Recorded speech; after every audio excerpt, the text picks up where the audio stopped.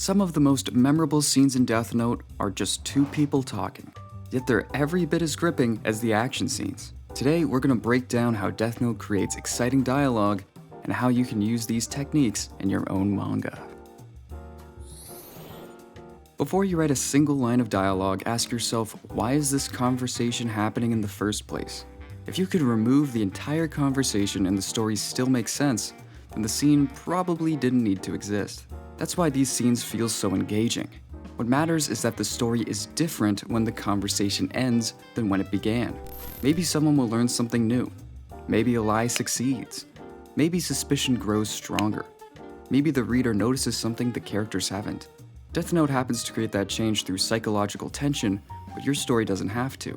A romance might move a relationship forward. A slice of life scene might reveal something new about a character. Once you've decided what changes following your scene, the next challenge is deciding how you want the reader to experience that change. That's where Death Note really begins to shine. Once you've written a conversation that's worth reading, your job changes. You're no longer thinking like a writer, you're thinking like a cinematographer. Death Note uses camera angles and framing to tell the reader how they're supposed to feel.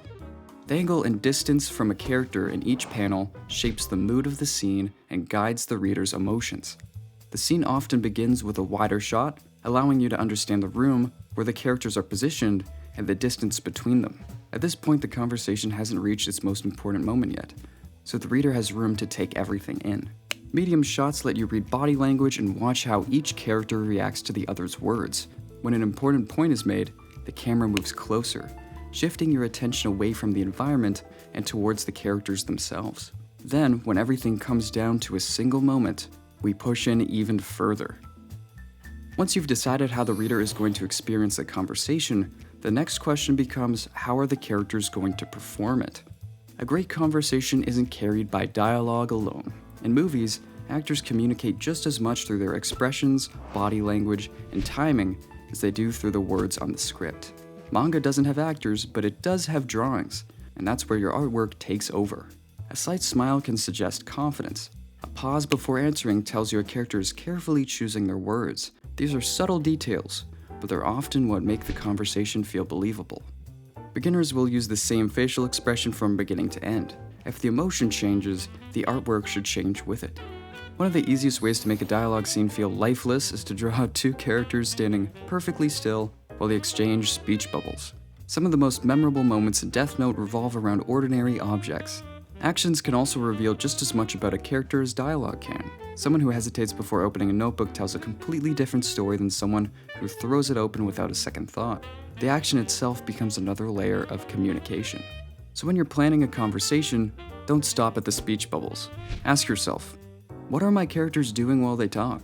If the answer is nothing, there's probably an opportunity to make the scene more engaging.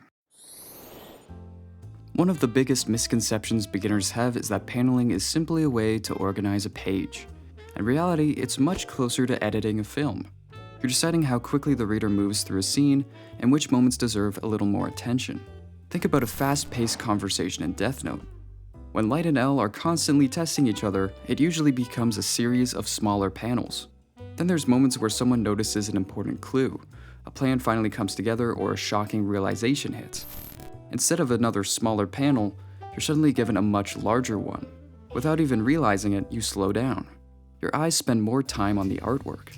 Your brain spends more time processing the moment, and the revelation feels even more significant. That's the power of paneling.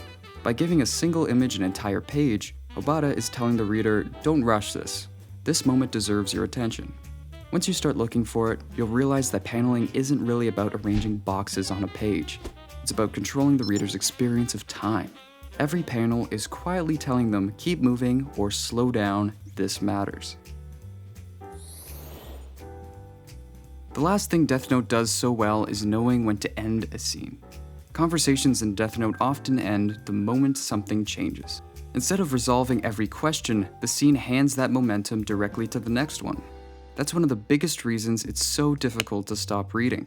Think about how many conversations between Light and L end with complete certainty. Almost none.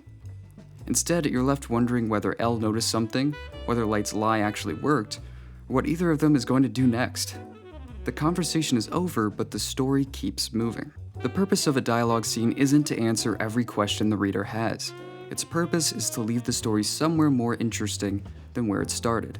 So when you're finishing a scene, don't ask yourself, is this conversation over? Ask yourself, what is pulling the reader to the next page? Maybe it's a new mystery, maybe it's a difficult decision. Whatever it is, the scene should leave the reader wanting to continue, not feeling like they've reached a stopping point. None of these techniques are unique to Death Note. Death Note just simply uses them better than most. So the next time you sit down to draw two people talking, don't just think about what they're going to say. Think about how you're going to direct the entire scene. Because that's the difference between dialogue that simply tells the story and dialogue that makes the reader feel like they're living through it.